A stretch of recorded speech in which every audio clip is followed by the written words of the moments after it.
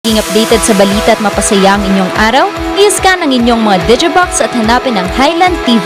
Ang aming channel, nakadepende sa inyong lokasyon. Para naman sa mga gumagamit ng free TV o digital smart TV, posisyon ang inyong antena sa labas ng bahay at hanapin ang Channel 44. Pwede rin kaming subaybayan live sa Original News Group Luzon Facebook page at RNG Luzon YouTube channel. Araw-araw tumutok para sa mga balita, latest updates at kulitan tuwing umaga.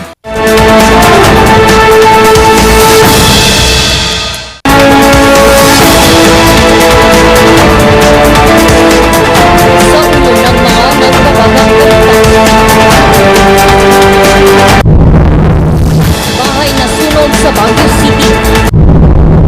Bagyong Neneng nagbabadyang manalasa sa Northern Luzon. 78 lambat na sira sa Rosario, La Union. 200 bagong pulis ng Cordillera nanumpa. At parke sa Santa Barbara, Pangasinan nagmistulang Gardens by the Bay ng Singapore.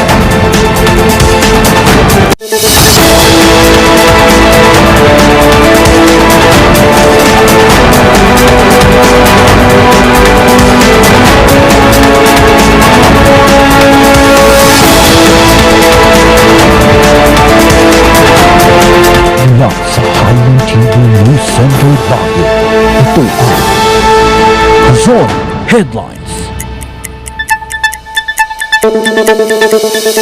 Naimbaga malam amyanan Luzon. Narito na ang mga bago at may init na mga balita. Matapos ang Bagyong Maymay, naghahanda ulit ang Hilagang Luzon sa pagtama ni Bagyong Neneng.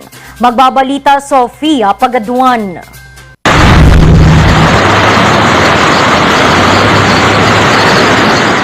Tuluyan nang nalusaw kahapon si Bagyong Maymay matapos itong maging low pressure area. Pero ayon sa ulat ng DOST Pag-asa, patuloy pa rin ang maulang panahon sa Northern Luzon dahil sa shear line. Itong shear line ay yung linya kung saan nagtatagpo po ang malamig na northeasterly surface wind flow at ang mainit na easterlies. Kaya meron tayong mga kapal na ulap na may tendency magdulot ng malalakas na pag-ulan. Isang probinsya ng Cagayan sa naapektuhan ng Bagyong Maymay. Ayon sa Provincial Disaster Risk Reduction and Management Office ng Cagayan, patuloy pa rin ang kanilang pagbabantay dahil nakararanas pa rin ang probinsya ng malalakas na pag-ulan. Merong mga evacuations sa mga preemptive ginawa yung ating mga municipalities, ano. And then ang mga remaining na lang ngayon, less than 100 na lang sa may Ballesteros area na lang yan. Somehow umabot yung evacuations natin ng more than 1,000 persons, no? The affected population umabot ng around 32,000 individuals ang affected. Patuloy ang monitoring ng Task Force Lingkod Cagayan sa bayan ng Lalo, Cagayan, partikular na sa Magapit Bridge. Nasa evacuation center pa rin ang ilang mga pamilya mula Kalamanyugan, Cagayan dahil sa pagbaha. Tuloy-tuloy pa rin naman ang pagbibigay tulong sa mga apektadong lugar sa probinsya. Sa bayan ng Alacapan, nagdeklara na ang pamahalaang bayan ng state of calamity dahil sa pagbaha. Nag-abot ng tulong ang 77 Infantry Battalion sa bayan ng Santa Teresita na nakaranas din ng pagbaha. Umiikot naman ang mobile kitchen ng pamahalaang panlalawigan ng Cagayan para magbigay ng libreng pagkain sa mga apektadong residente. Hindi pa man nakakabangon ang probinsya, naghahanda sila muli sa posibleng epekto ng Bagyong Neneng. Itong sentro ni Tropical Depression Neneng, huling namataan sa line 1,015 kilometers silangan ng dulong Hilagang Luzon. Asahan natin, ngayong umaga pa lang, may mga kaulapan na tayo and kalat-kalat na pag-ulan throughout the day. Inaasahang papalakasin muli ng Bagyong Neneng ang pag-uulan sa ilang bahagi ng extreme northern Luzon ngayong weekend. Binabantayan din ng isang tropical depression na nasa labas ng Philippine Area of Responsibility. Ito namang yung kaulapan naman na dala nitong bagyo o yung trough or extension nitong bagyo ang nakaka-apekto sa bahagi naman ng Palawan. Kaya same conditions, cloudy skies ang ating asahan ngayong umaga na may mga kalat-kalat na pag-ulan, pagkulog at pagkidlat throughout the day. Handa naman ang ilang probinsya sa Northern Luzon sa posibleng pag-ulang dulot ng dalawang tropical depression. Nakahanda na po ang ating Provincial Emergency Operation Center. Ganon din po ang ating mga local DRRM Emergency Operation Center. Naka-ready po yung ating mga stockpile for food and non-food item, and at the same time yung mga equipments and capabilities po na maaring magamit man po. Pagdating naman po sa clearing operations, kung sakali magkaroon man ng yung mga puno-puno na matutumba, meron pong clearing team tayo na isa sa manggagaling po yan sa GSO.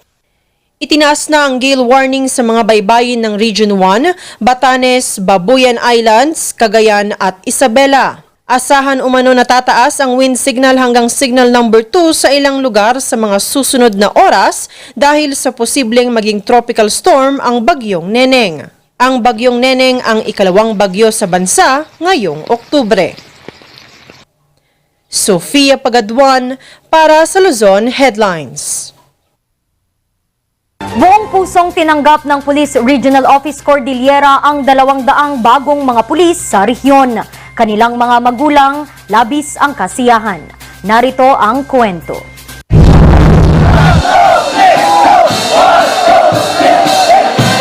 Pigil ang luha ng mag-asawang Loreto at Vilma habang pinapanood ang anak na si Harvey kaninang umaga sa grandstand ng Police Regional Office Cordillera. Mula kasi sa 350 sumubok na mag-apply sa recruitment, isa si Harvey sa 200 nakapasa bilang bagong pulis ng rehiyon. Tumatawa ako pero may awa, pero masaya para maranasan niyang hirap. Engineering daw sana ang nais nila para sa anak. Tutor sana kami, ma'am. Kasi mas gusto namin yung inumpisa niya kasi sayang. Ito yung calling na magsilbi sa komunidad at upang matulungan rin ang aking pamilya at upang magkaroon ng magandang trabaho na may magandang benepisyo. Si Tatay Lito naman, bagamat proud sa anak, nalulungkot na sila ay magkakalayo. Kasi ngayon lang po sila mahiwalay sa amin ngayon. Tapos yung training po nila parang kaya naman po niya, pero parang ngayon ko lang kasi makita na yung paghiwalay lang namin. Ang 5 taong guro namang si Janet, iniwan ang pagtuturo para maging pulis. Gusto ko talaga since po is yung magsilbi po sa bayan, hindi lamang po sa pagtuturo sa mga bata, kundi protektahan po ang tao dito sa Pilipinas po. Ilan lamang yan sa mga nakakaantig na eksena sa ginanap na reception rites at oath-taking ceremony kaninang umaga.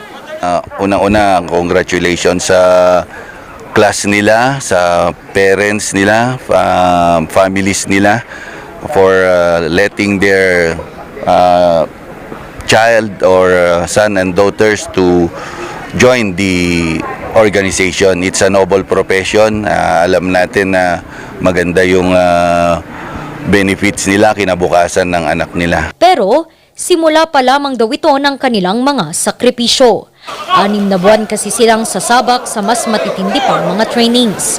Payo ni Police Brigadier General John Chua, isa puso nila ang kanilang sinumpaan. Alam natin na mahirap yung pagpupulis, dedication ang kailangan and commitment. So for that matter, sana makatapos sila kasi hindi naman dito nagtatapos yung pagpupulis nila. It's just the beginning. So I wish them all the luck. Nawaraw ay mapangalagaan pa ang titulong Home of the Most Disciplined Police ng Cordillera sa kanilang tulong. Inaasahang sa susunod na taon na ang susunod na recruitment para sa lahat ng nais na maging pulis. Randy Guzman para sa Luzon Headlines.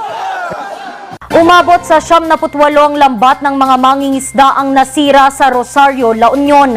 Ang salarin, inaalam pa ng mga pulis. Ang buong detalye sa report ni Leila Batyon. Madaling araw pa lamang, nasa dalampasigan na ng Damortis, Rosario, La Union si Rafael upang mangalap ng isda. Ito kasi ang pangunahing kinabubuhay ng kanyang pamilya mula pa noong 2015. Kaya laking panghihinayang niya na makitang nagkagutay-gutay ang kanyang 8 lambat na kasama sa 78 lambat na nasira. Siyempre ma'am, magagalit at naghihinayang siyempre pinundar namin yon. inundar namin sa sariling pawis po namin doon. Kaya nanghihinayang din kayo. Ganito din ang naging reaksyon ni Randy na 20 taon nang nangingisda. Pangingisda kasi ang pinagtutustos niya sa pag-aaral ng kanyang 3 anak. Nanghinayang po, sobra ma'am. Siyempre, wala na kaming panghanap buhay. Sa pangingisda po. Almost po ma'am, lahat. Doon galing ma'am. Ilan lamang sina Rafael at Randy sa 14 na mangingisda na nasiraan ng mga fishnets. Hinala ng mga mangingisda, kagagawan daw ito ng mga malalaking fishing vessels o tinatawag nilang karkar. Ang karkar po ma'am, may makina pong bangka, tapos may hila-hila po siyang malalaking net, tapos board, dalawang board. Lahat po ng masasagap po ng board nila, papasok po sa net. So kahit ano po yung madaanan, sira po. Hindi naman ito ang unang insidente na nangyari sa lugar. Pero noon pa ma'am, nung nagsimula kaming maglambat, marami na. Kaso ngayon lang kami nag-try na nagreklamo ma'am kasi halos lahat na kami, halos sabay. Matagal na ma'am, matagal na po yan. Since siguro 2 pa lang anak ko ma'am, ngayon may ako na po ako. Siguro ma'am, almost mga 25 years na ma'am. Ang insidenteng ito ay kinabahala ng kanilang punong barangay. Unang-una po, mas sobrang sama ng loob. As ama ng barangay, yan na nga lang yung pinagkakakitaan para sa pamilya, sisirain pa ng mga walang puso. Blatter natin sa PNP, at tapos pumunta kami kay Mayor. Yan ang mga ginawa namin. Awa ng Diyos, si Mayor umaksyon naman kagad. Sa tulong ng alkalde ng Rosario, nabigyan ng mga bagong fishnet ang mga mangingisda bilang pamalit sa kanilang mga nasirang lambat. Pumunta sila sa akin at alam ko wala silang hanap buhay. Kaya agad binigyan ko sila ng pambili ng fishing nets nila para makapag-trabaho, makapag-fish na sila sa kanilang area. At inutusan ko itong hepe ng pulis namin dito na investigahan kung ano talaga nangyari at I am planning to file a criminal or administrative charges sa mga authority na hindi naman lang inaksyonan kung complaint ng mga mangingisda. Yun ang ginawa ko. Upang matigil ang ganitong insidente, tinitignan ng pamahalaang bayan ang pagpapaigting ng seguridad sa baybayin. Matagal na akong mayor dito, yun pa rin ang problema. Yun pa rin ang kinocomplain namin noon. At balak ko ang bumili ng mga jet ski para magwardyahan itong municipal waters natin. Mensahe naman ni Rafael sa mga nanira ng kanilang lambat. Ang sa amin lang po ma'am, sana sa tamang lugar din po sila mangisda. Kasi mayroon naman pong designated area para sa mga karkar at saka para po sa mga maliliit na mga isda ma'am. Iniimbestigahan na ng Rosario PNP ang insidente at kung sino ang maaaring managot sa insidente. Leila Batyon para sa Luzon Headlines. Ituturo sa mga barangay ang ilang paraan para sa preserbasyon ng mga ebidensya sa mga krimen. Malaking tulong ito sa pagpapanatili ng kaayusan at kapayapaan. Narito ang report. Gamit ang mga arnis, itinuro sa mga opisyal ng Barangay Gisad Central ang tamang self-defense sa mga di kanais-nais na insidenteng maaring respondihan ng mga ito. Wala kaming gamit, wala kaming training sa ganyan. Bagay, ronda lang. Although kasi marami naman kami, yun lang ang namin. Yung lakas ng loob, ba? Taas ang kamay! Ikot ng dahan-dahan! Ikot! Sige pa! Itinuro rin kung anong mga pagkakataon lamang nilito dapat gamitin. Porket may baton ka mamaya lasing lang pala makulit, pinukpok mo na. Yun ang fear din, yun ang kaya kailangan ng training. Pati ang tamang paraan ng pagposas kanilang natutunan. Malaking tulong daw ito sa kanilang barangay, lalo na't madalas takbuhan ng mga kriminal ang kanilang lugar. Maganda kasi yung lugar namin kaya dito sila nagbintahan. Ngayon, hindi naman taga rito para maturuan kami, maturuan yung mga tanod, mga kagawad na gawin ang dapat na gawin sa kung sakaling may mangyaring krimen on time na nandito kami. Makatutulong rin umano ang kaalamang ito ng mga opisyal ng barangay sa pagprepreserba ng mga maaring gamiting ebidensya sa mga krimen. Kasi sila ang nauuna sa mga crime scene. Kasi sila ang pinakamalapit sa barangay. Susunod na lang is itatawag na lang sa mga pulis ang mga insidente. So malaki ang participation nila when it comes to preservation of evidence. Kung ma-mishandle ang evidence, it's either na ma-contaminate or ma-tamper, baka pagdating sa court, baka ma-exclude as evidence. Ang isinagawang lecture on first responders role ay programa ng Regional Forensic Unit Cordillera at Regional Advisory Council. That's the important thing. Kailangan nilang ma-educate kung anong kailangan nilang gawin. Plan kasi namin ng Regional Advisory Council yon since nung bago pa nag-start ang pandemic. Kaso nung nagka-pandemic, hindi na namin natuloy. Ngayon, uli namin tinutuloy. Kasi ang target namin is barangay sana. So we are starting dito sa Baguio and La Trinidad and Benguet. Target nilang ikutin ang mga probinsya at barangay sa rehiyon para magbigay kaalaman sa mga barangay officials. Susubukan din nilang magbigay ng mga kagamitan na maaring magamit ng mga barangay sa pagpapanatili ng kaayusan at kapayapaan ng komunidad. Ren de Guzman para sa Luzon Headlines. Susunod, bahay sa Barangay San Luis, Baguio City na sunog. Yan at iba pang mga balita, abangan.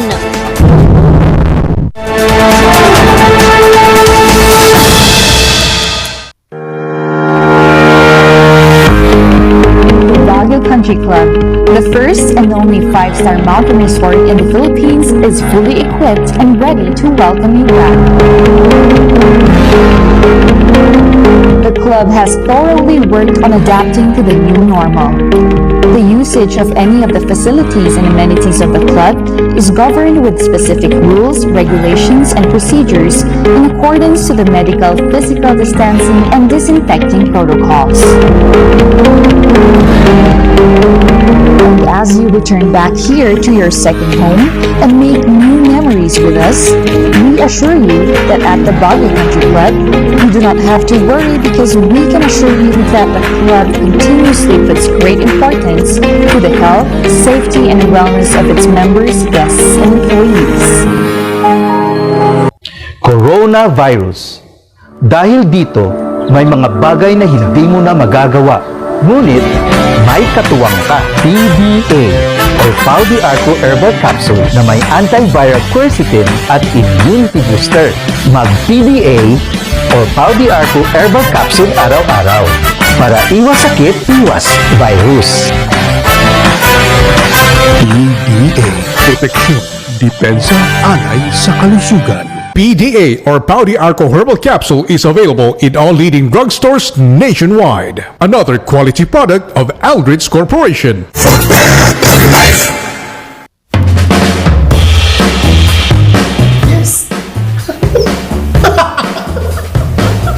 Ayos to! Ayos to! Ang lakas naman ang tawa mo. Sino ba namang hindi matutuwa dito sa online shopping service at cash on delivery ng TG Home Builders? Pwede din mag-online reservation for pickup. Ano yung sinasabi mo? Ma, mapapakabitan na natin ng tiles ang bahay natin.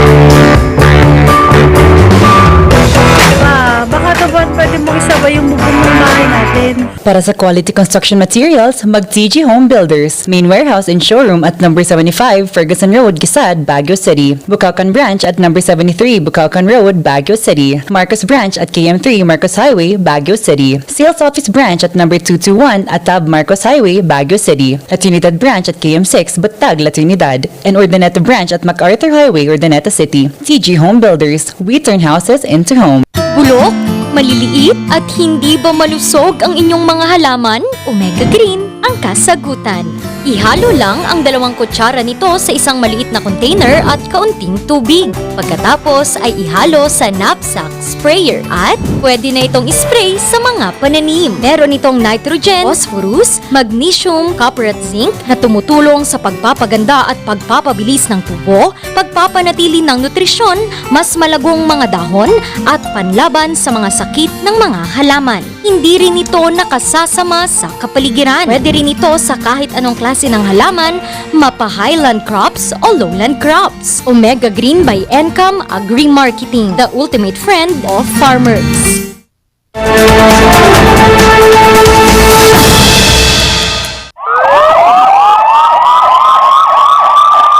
Tulong-tulong na inapula ng mga residente at mga bombero ang isang bahay na nasunog kaninang umaga sa Barangay San Luis, Baguio City. Magbabalita Charles Limon. Napaiyak na lang si Aling Victoria nang makita nito ang kanyang bahay. Nasunog kasi ito mag-alas 9 ng umaga. Nandyan ako sa Twin Sister, nagro-rosary. Kaya hindi ako sumasagot yung ni Ibon. Anong naging reaction kung malaman yung... Nagulat na lang ako kasi wala naman akong Halos wala itong naisalbang mga kagamitan, kaya palaisipan sa kanya ang rason ng sunog. Anya, ito na ang 3 beses na nasunugan siya. Hindi, ang pistog ko nandoon sa flooring kasi sira. Hindi po kayo nagluluto dyan, nanay? Hindi, ang dami kong pagkain din manggagaling sa restaurant. Pinatay ko yung nasa ibaba kasi kung nag-i-spark. Kaya pinatay ko yung mga circuit breaker. At saka part of upstairs. Yung mga plug, pinatay ko lahat ng circuit breaker. Isa sa mga saksi sa sunog, ang kapitbahay na si Geraldine. Andun po ako sa kabila kuya. Tapos nakita ko yung bahay ng lala dito sa baba na umuusok po siya bigla. Kaya I rushed to tita here po sa my neighborhood. Then ayun po, they call for help po. Tapos start pa po yung apoy niya. So nung pagbalik po namin kuya, bigla na lang pong lumakas na kaya. So that was around 8:57 po kuya. Tulong-tulong ang mga bumbero at mga residente sa pag-apula sa apoy. Byuda na si Aling Victoria. Tanging kasama lang nito sa bahay ang walang alagang aso na nakaligtas din sa sunog. Nakatakda na sana itong aalis sa inuupahang bahay at magbubukod sa katapusan ng taon. Kaya ngayon, di alam ng matanda kung ano ang gagawin. Doon muna tayo sa taas. I don't know what to think right now. Yan nga, we have the Silungan Center.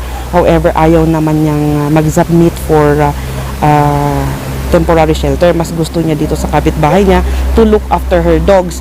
Pero yun ang kausapin ko muna ulit mamaya. Baka hindi pa nagsettle yung isip niya para ma-explain sa kanya na hindi rin siya pwedeng magtagal dito, sabi nga din ng may-ari ng bahay. Gawa sa kahoy at semento ang bahay.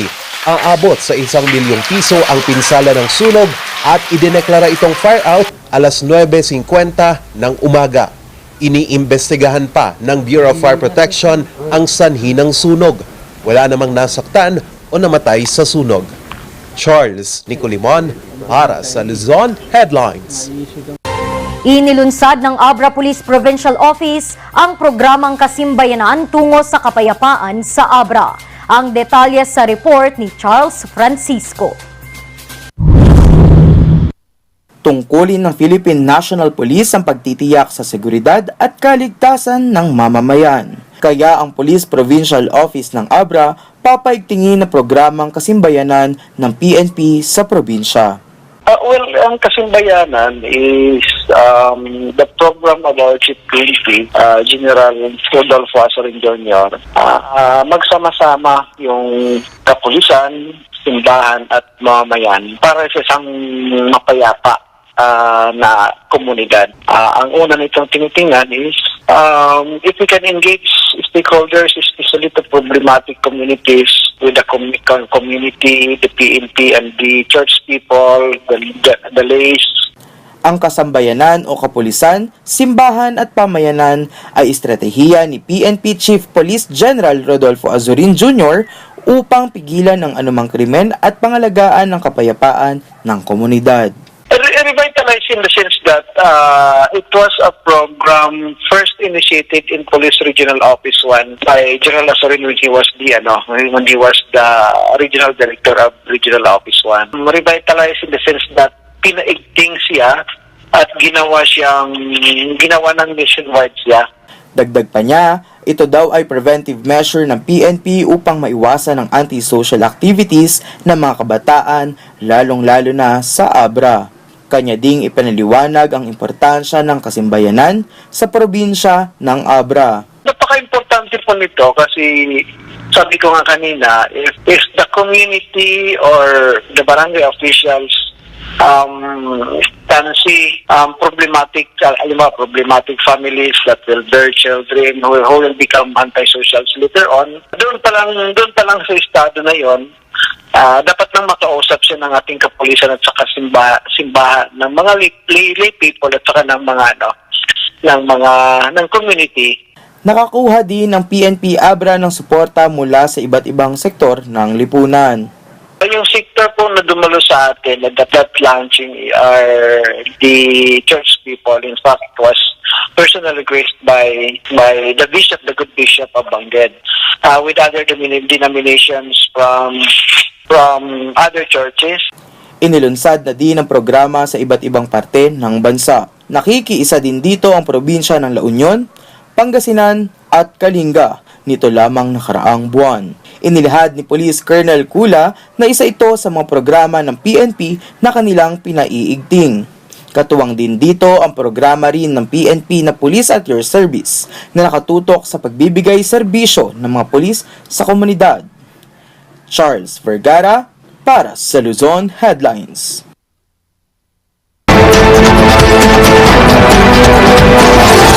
Sa ngayon, because of the electronic industry, because of the global industry, meron na rin tayong internet banking. And where there is internet banking, there is internet fraud, there is internet phishing. And yung ating online banking ay hindi 100% foolproof. And until now, marami pa rin nabibiktima ng mga tinatawag natin na phishing schemes or mga scam na ginagamit ang data ng isang depositor sa isang bangko at ito ay ginagamit upang mag-withdraw ng pera o mag-transfer ng pera from one account to the other. And ang unauthorized access sa isang personal bank account or any account for that matter, without the permission of the actual owner, violates Republic Act number 8484. And this is otherwise known as the Access Devices Regulation Act, as amended by Republic Act 11449. And of course, ang primary concern ng batas na ito is to prevent unlawful access to your bank accounts. No, itong widespread advance in our technology, widespread use of access device, yung mga smartphones na dala-dala mo ay pwede nang gamitin ngayon for withdrawal from the banks.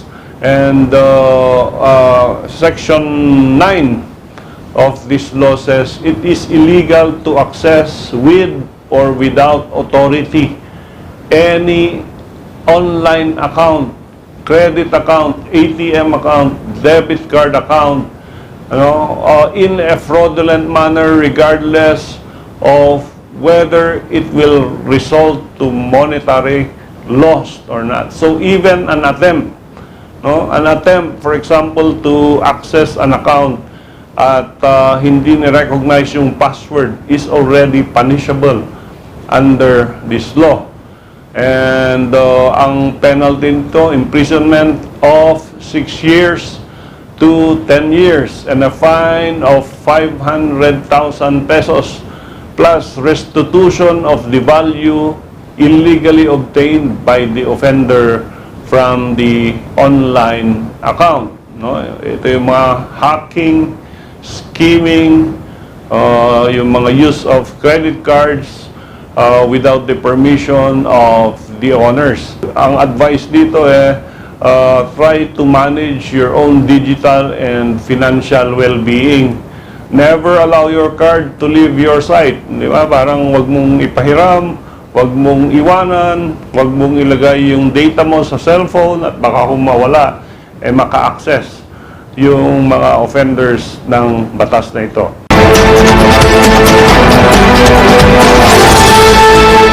Ang bahaging ito ay hatid sa inyo ng Pines Estate and Gaming Corporation. Sa Santa Barbara, Pangasinan, nagmistulang Gardens by the Bay ng Singapore. Ang kwento susunod na.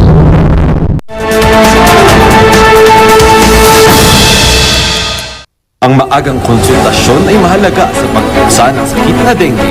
Ngunit, ang tanong ng sambayanan, sapat nga ba ito? Masikasi, maliksi, protektado at mapagmatyag, yan ang dapat mong taglayin. Hanapin ang pinagpupugaran at wasakin. Hello? Nahanap ko na po yung lungga. Kailangan ko na po kayo. Sige po, Master. Suportahan ng Foggy at Foggy. Tapos na, mosquito man.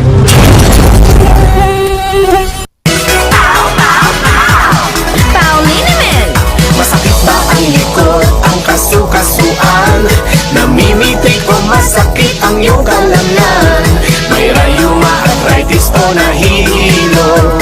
May stiff neck, flatulence o masakit ang ulo? Sa Paulinimen, yung haway, garantisado. Paulinimen, isang pahid ka lang. Try mo lang out sa Pau! Sa milk ng batang 90s, kailangan natin ang imahay. Ang batang 90s milk tea, di ka magsisisi, promise. Sa milk ng batang 90s. Bizarre Music offers a complete line of musical instruments.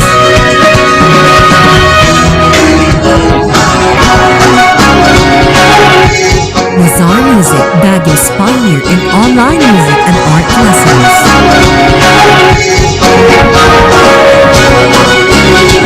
Bizarre Music, bringing music closer to your hearts.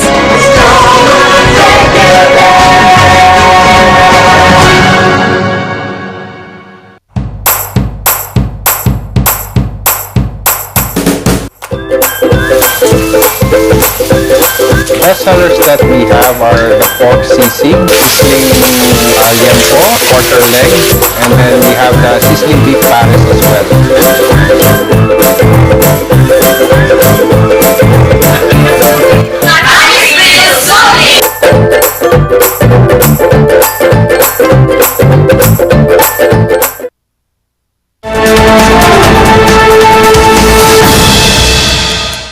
Trending ngayon sa social media ang isang parke sa Santa Barbara, Pangasinan na nagmistulang Gardens by the Bay ng Singapore.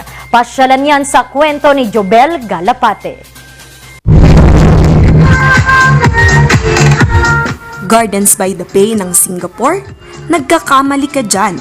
Ito ang bagong parkeng kinagigiliwan at binabalik-balikan ng mga residente at turista sa Santa Barbara, Pangasinan. Yung first po na experience ko doon is parang na-amaze ako.